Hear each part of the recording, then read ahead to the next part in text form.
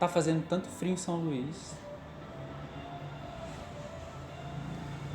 Li no jornal mais cedo que a previsão era 32 graus. Quando eu vi, tava 31. Ainda assim tá fazendo tanto frio. E esse sol? Dizem que em São Luís é um sol para cada cabeça. Mesmo que esse sol ainda tá fazendo frio. Botei uma camisa. Tô começando a desconfiar que esse frio é existencial. Sinto que... Não sei, mesmo com a temperatura quente, ainda faz muito frio. Parece que é uma falta de coletividade. Não sei, não consigo dizer. Parece que é uma falta de gente, sabe? De gente. Não, é uma falta de gente, tenho certeza. Pronto, é uma falta de gente. Esse frio é falta de gente. Mas muita gente é aglomeração. E acho que não é só gente perto que esquenta. Acho que a consciência de gente esquenta. Isso me lembra Ferreira Goulart, Ludovicense, eu acho. Não, tenho certeza. Ferreira Goulart e Ludovicense. Ele fala alguma coisa sobre gente, mas fala sobre... Ele fala sobre a América Latina. Ele diz: nós, latino-americanos, somos todos irmãos. Mas não porque tenhamos a mesma mãe e o mesmo pai. Temos é o mesmo parceiro que nos trai. Somos todos irmãos não porque dividamos o mesmo teto e a mesma mesa. Divisamos é a mesma espada sobre nossa cabeça. Somos todos irmãos. Não porque tenhamos o mesmo braço, o mesmo sobrenome. Temos um mesmo trajeto de sanha e de fome. Somos todos irmãos, não porque seja o mesmo sangue que no corpo levamos. O que é o mesmo é o modo como o derramamos. Aí às vezes eu fico pensando, como que a gente encontra a existência do outro? Acho que pela leitura. Tenho certeza que pela leitura. Somente pela leitura. Não, na verdade não. É possível pela música, né? Pelas artes. Por todas essas coisas. É possível se unir pelas artes em geral. Isso me lembra um senhor do chapéu vermelho que estava sentado na Deodoro. Não sei se estava esperando o ônibus, mas ele não estava muito atento nos ônibus que passavam. Ele estava...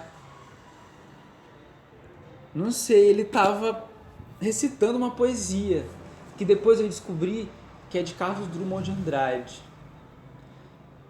E aí eu fiquei pensando, Ferreira Goulart se uniu existencialmente a Carlos Drummond de Andrade. Não sei se eles já se encontraram pessoalmente, se já trocaram figurinhas ou fizeram alguma coisa, mas essa poesia que esse senhor de chapéu vermelho recitava me lembrou muito Ferreira Goulart. O senhor disse que a poesia se chamava Congresso Internacional do Medo. Ela era mais ou menos assim. Provisoriamente, não cantaremos o amor, que se refugiou mais abaixo dos subterrâneos. Cantaremos o medo, que esteriliza os abraços. Não cantaremos o ódio, pois esse não existe. Existe apenas o medo, nosso pai e nosso companheiro. O medo grande dos sertões, dos mares, dos desertos, o medo dos soldados, o medo das mães, o medo das igrejas. Cantaremos o medo dos ditadores, o medo dos democratas, o medo da morte e o medo de depois da morte. E depois morreremos de medo. E sob os nossos túmulos nascerão flores amarelas e medrosas. É isso. Acho que a gente precisa se conectar pela leitura. Acho que somente a leitura e a poesia conseguem manter a chama acesa. Nossa, é muito difícil manter a chama acesa. Ainda mais em São Luís, uma cidade quente, que venta muito, que pega vento de todos os cantos. Acho que vou fazer um café.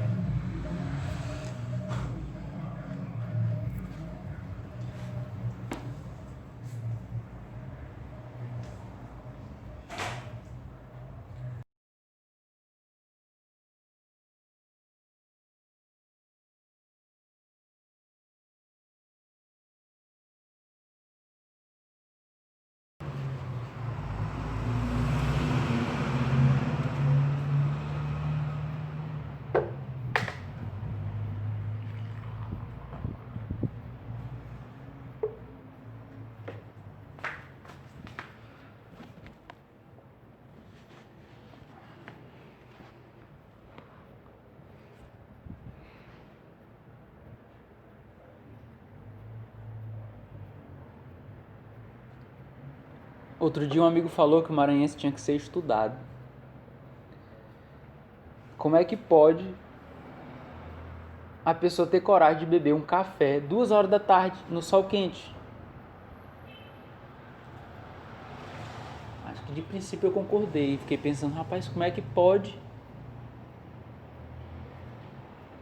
a pessoa beber café no calor de São Luís, de 31 graus? Depois de hoje eu entendi.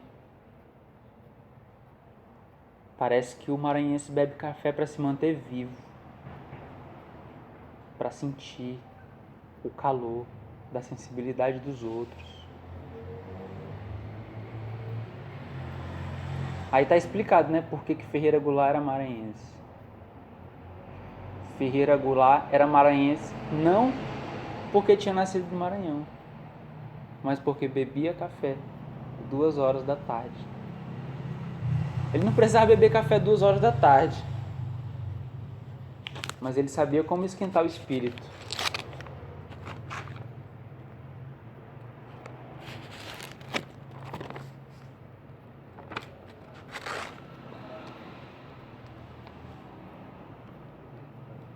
Outro dia, sentei para escrever poesia.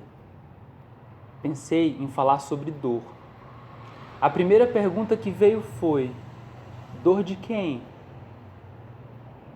Tinha assistido mais cedo, no jornal, matéria sobre uma surra que uma mulher trans tinha levado. Disseram que depois de apanhar, ela passou a respirar por aparelhos. Seu estado era grave e talvez ela não sobrevivesse. Concluí que falaria sobre esse tipo de dor, a dor das pessoas trans. Eu não senti essa dor na minha pele. Resolvi ler. De cara, o Google me jogou números. Parafraseando a cantora, viraram estatística. 86 pessoas trans viraram estatística. 86 pessoas trans foram assassinadas nos 3 primeiros meses do ano de 2020. Fiquei com angústia. Resolvi parar de escrever. Mas pessoas trans não pararam de morrer. A dor não era minha, mas eu estava sentindo. O Brasil é um país cristão. Eu me conformei. Números mostram países cristãos lidando com a diversidade. Países cristãos são os mais intolerantes. O país que resido é o país que mais mata travestis. O país que resido faz das pessoas resíduos. O país que resido exclui pessoas trans das vagas de emprego. O país cristão que resido torna pessoas trans invisíveis. No país cristão, tem Luana caída na calçada, tem Rafaela jogada na avenida, tem Cristina se prostituindo na esquina, tem Jéssica que perdeu o sonho de medicina, tem Bianca expulsa pelos pais e Juliana vendo sua dor passar pelo cais. Não contei as multidões em seus trabalhos informais. A tinta azul da minha caneta agora pinta o vermelho sangue estirado na sarjeta. Pinta o olho são que ignora. Mais uma morta perdeu o florescer da nova aurora.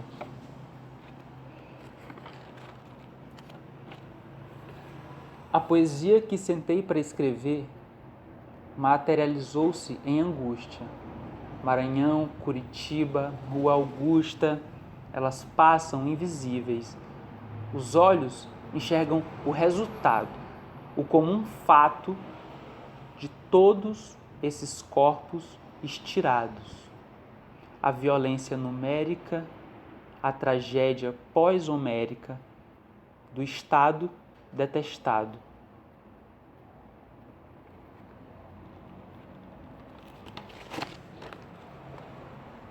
E o café não esquenta.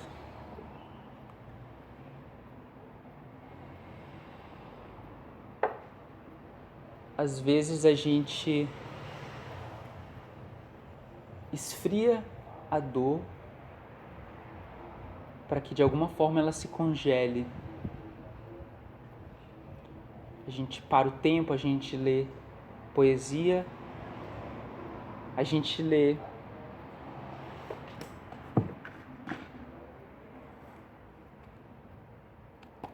Maria Firmina. Úrsula! A noite já ia alta. Era uma dessas noites invernosas em que o céu se tolda em nimbos espessos e negros. Nem uma estrela se pintava no céu, nem a Via Láctea esclarecia um ponto sequer do firmamento. Era tudo trevas. O vento zunia com estampido, e a chuva caía em torrentes com fragor imenso, como só acontece nas regiões equatoriais.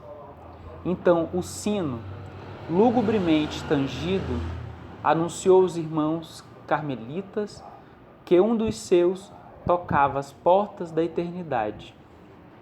E logo no convento agitou-se um longo e lúgubre murmúrio. Era o salmo que recorda o pecador que é pó e encaminha-o no transe derradeiro. E o cântico misterioso e solene ecoou nas abóbadas do santuário. O irmão que gemia a derradeira dor era o noviço frei de Luís de Santa Úrsula, a quem chamavam o louco. O inferno no coração. Que estais aí a dizer? O Senhor esclareça as trevas da vossa alma para que possa ela purificar-se. O arrependimento sincero, meu irmão, cura as mais profundas chagas do coração e apaga os mais atrozes crimes.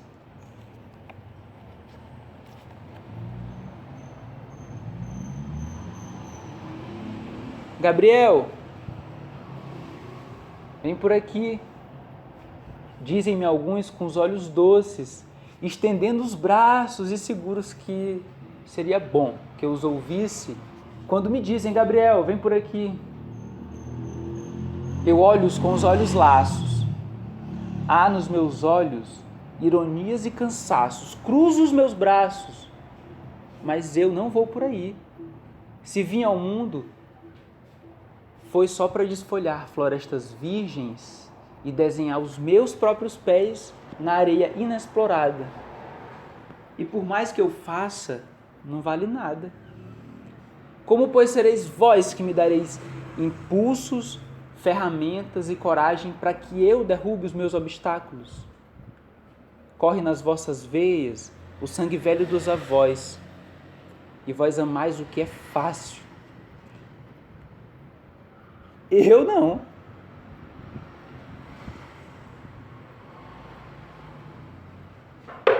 Eu amo o longe e a miragem. Amo os desertos, os abismos, as torrentes. E eu tenho a minha loucura e levanto-a como um facho a arder na noite escura. E sinto espuma e sangue e cântico nos lábios. Que ninguém me dê piedosas intenções, ninguém me peça definições e ninguém me diga: vem por aqui. A minha vida é um vendaval que se levantou, uma onda que arrebentou, um átomo a mais que se animou. Não sei por onde vou, não sei para onde vou, mas sei que eu não vou por aí.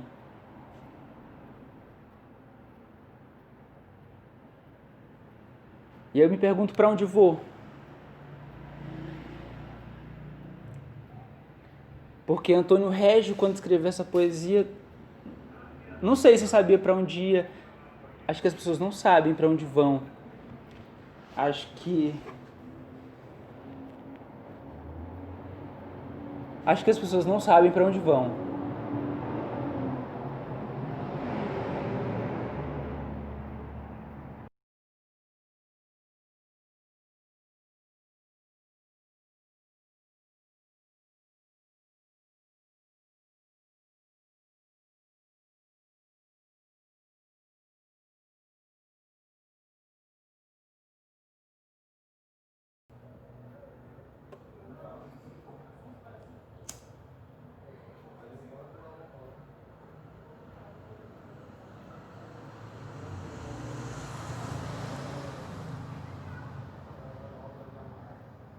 A verdade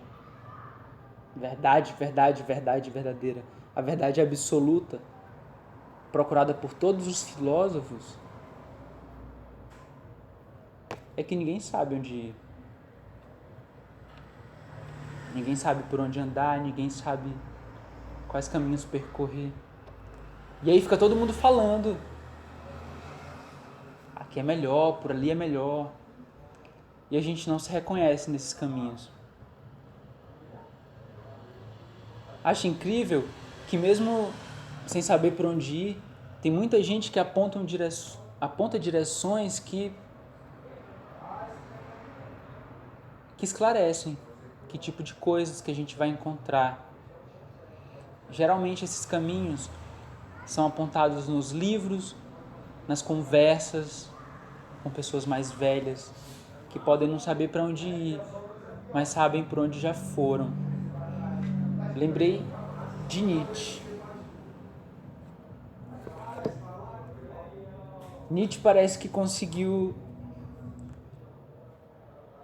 se acostumar com a ideia de que não sabia por onde ir.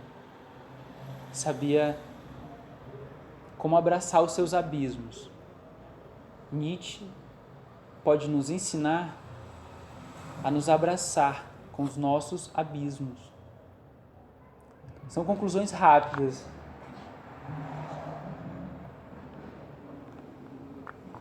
O frio é causado pela angústia, né? Pela dúvida, pela falta. Talvez o meu objetivo aqui seja acabar com o frio. É impossível. É impossível acabar com o frio que corre dentro da gente. Mas a gente pode tentar. A gente pode percorrer caminhos, entrar e sair dos nossos abismos.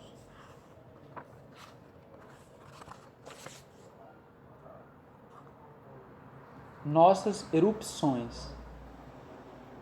Há uma infinidade de coisas de que a humanidade se apropriou em épocas anteriores, mas de maneira tão frágil e tão embrionária que ninguém conseguiu perceber, e que muito mais tarde, talvez depois de séculos, vem de repente à luz.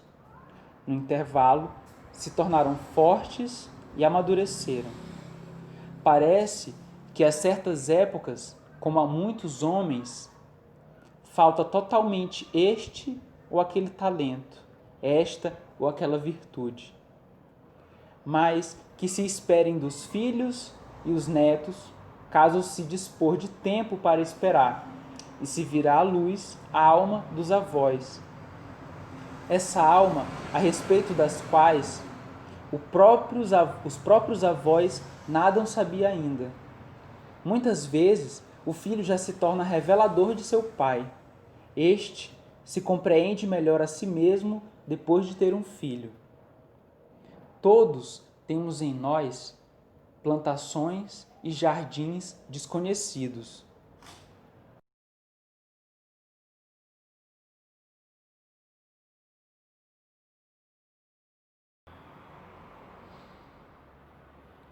Ficamos acertados assim. Decidimos aqui que ninguém sabe para onde ir. Penso que não saber para onde ir, somado com as vozes das outras pessoas mostrando vários caminhos, fazem com que a angústia crie morada. Mas também não nego o fato de que algumas dessas pessoas que dizem caminhos já percorridos nos mostram alguma luz de onde ir, por onde não ir. Estava lembrando de um filósofo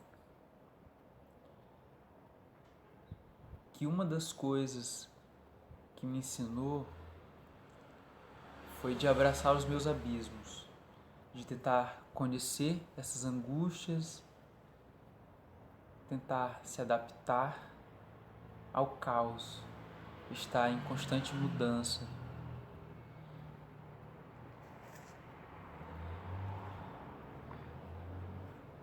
Ele diz algo: o homem se tornou aos poucos um animal fantasioso que deve preencher uma condição de existência a mais que todos os outros animais. O homem deve, de tempos em tempos, acreditar que sabe a razão por que existe. Sua espécie não pode prosperar sem uma confiança periódica na vida, sem a fé na razão da vida, e a espécie humana acabará sempre por decretar: há qualquer coisa de que não temos de forma alguma o direito de rir. E o mais malicioso dos filântropos acrescentará: não somente o riso e a sabedoria alegre, mas também o trágico com a sua sublime sem-razão, fazem parte dos meios necessários para conservar a espécie. E por conseguinte,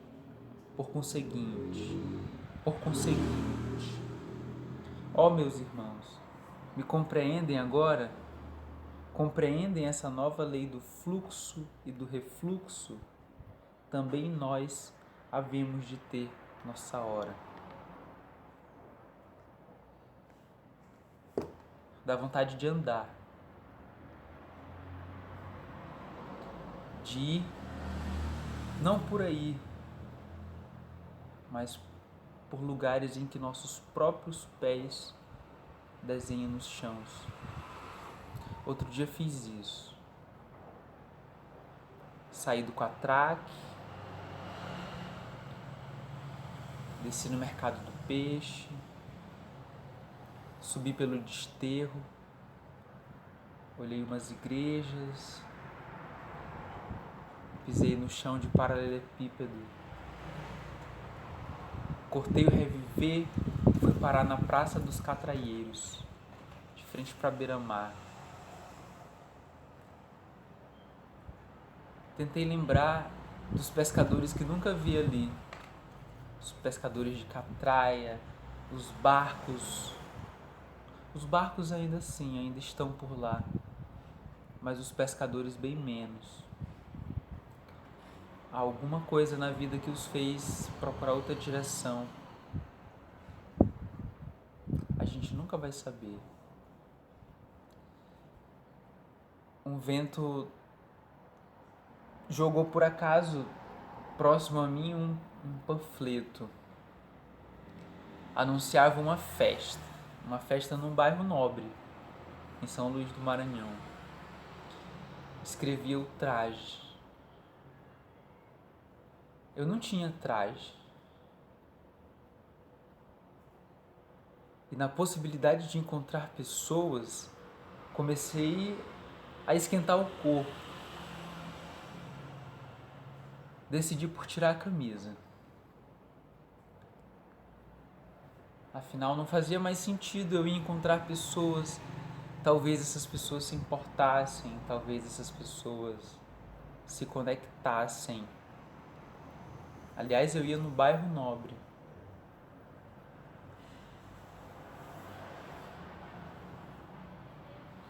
Fiquei meio coagido quando cheguei lá de camiseta. Me senti diminuído, me senti pequeno, senti que ali não era meu lugar. Mas que lugar é meu? Há lugar meu?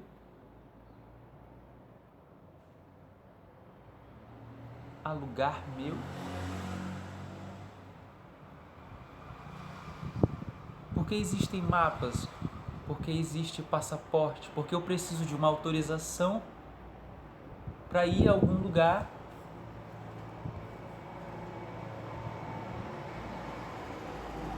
Quando eu vi aquela gente toda arrumada, no salto alto, e mesmo sem salto, com o nariz alto,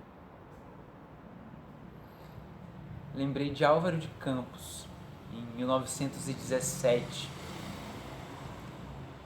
que recitou, não, que escreveu uma poesia e que depois foi modificada por Maria Bethânia.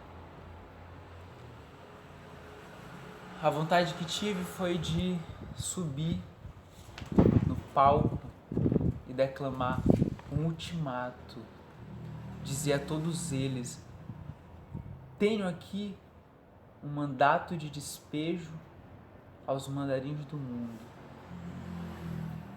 Fora tu, reles, snob, plebeu, fora tu, imperialista das sucatas, charlatão da sinceridade, tu da juba socialista e tu qualquer outro.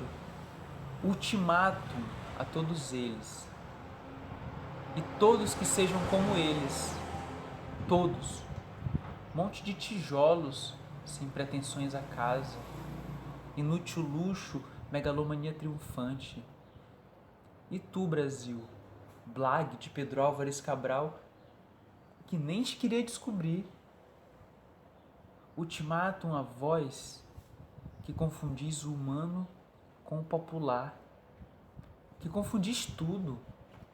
Vós, anarquistas deveras sinceros, socialistas, a evocar uma qualidade de trabalhadores para querer deixar de trabalhar. Sim, todos vós que representais o mundo, homens altos, passai por baixo do meu desprezo. Passai, aristocratas de tanga de ouro, passai frouxos, passai radicais do pouco. Quem acredita neles?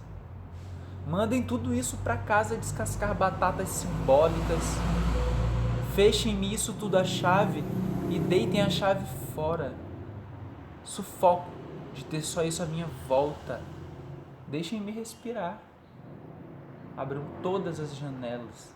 Abram mais janelas do que todas as janelas que há no mundo. Nenhuma ideia grande, nenhuma corrente política que soe a uma ideia grão. O mundo quer inteligência nova, a sensibilidade nova. O mundo tem sede de que se crie. Os que aí estão a apodrecer a vida, quando muitos serão estrume para o futuro. Isso que aí está não pode durar porque não é nada. Eu, da raça dos navegadores, afirmo que não pode durar. Eu, da raça dos descobridores, desprezo o que seja menos que descobrir um novo mundo. E proclamo isso bem alto, braços erguidos, fitando o Atlântico e saudando abstratamente o infinito.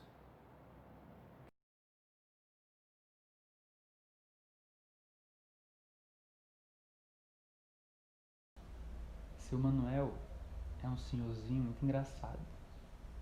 Ele fala algumas coisas do tipo: eu não sou da informática, eu sou da invencionática. Ele diz que as latas de sardinha têm habilidades para navio.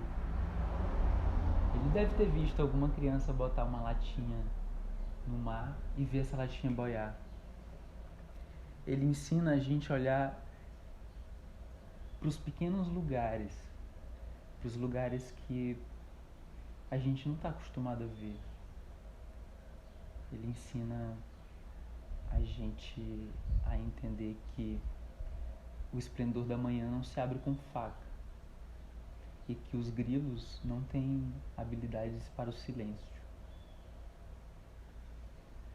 Outro dia, ele estava me falando sobre as palavras, que o que importava para ele não era a beleza das palavras, era o defeito delas. E tudo que ele via costumava ser com os olhos de criança, que vê tudo invertido. Disse que no descomeço era o verbo, que depois é que veio o delírio do verbo. O delírio do verbo estava no começo, lá onde a criança diz: eu escuto a cor dos passarinhos. A criança não sabe que o verbo escutar não funciona para cor, mas para som. Daí, quando ela muda a função do verbo, ele delira. E poesia, que é voz de poeta, que é voz de fazer nascimentos, o verbo tem que pegar delírio. Seu Manuel é um senhor curioso, contava a história dos meninos. Ele me contou também uma história que eu conheci por um livro chamado de Livro de Histórias Inventadas. Na verdade, ele diz que só 10% das coisas que ele fala é mentira. O resto é invenção. Ele conta a história de um menino que ganhou um rio. Minha mãe me deu um rio. Era dia de meu aniversário e ela não sabia com o que me presentear. Fazia tempo que os mascates não passavam naquele lugar esquecido. Se o mascate passasse, a minha mãe compraria rapadura ou bolachinhas para me dar. Mas como não passar o mascate, minha mãe me deu um rio. Era o mesmo rio que passava atrás de casa. Eu estimei o presente mais do que fosse uma rapadura do mascate. Meu irmão ficou magoado porque ele gostava do rio, igual aos outros. A mãe prometeu que no aniversário do meu irmão, ela iria dar uma árvore para ele, e uma que fosse coberta de pássaros. Eu bem ouvi a promessa que minha mãe fizera ao meu irmão, e achei legal. Os pássaros ficavam durante o dia nas margens do meu rio, e de noite eles iriam dormir na árvore do meu irmão. Meu irmão me provocava assim: a minha árvore deu flores lindas em setembro, e o seu rio não dá flores. Eu respondia que a árvore dele não dava piraputanga. Era verdade, mas o que nos unia demais eram os banhos nus no rio entre pássaros. Nesse ponto, nossa vida era um afago.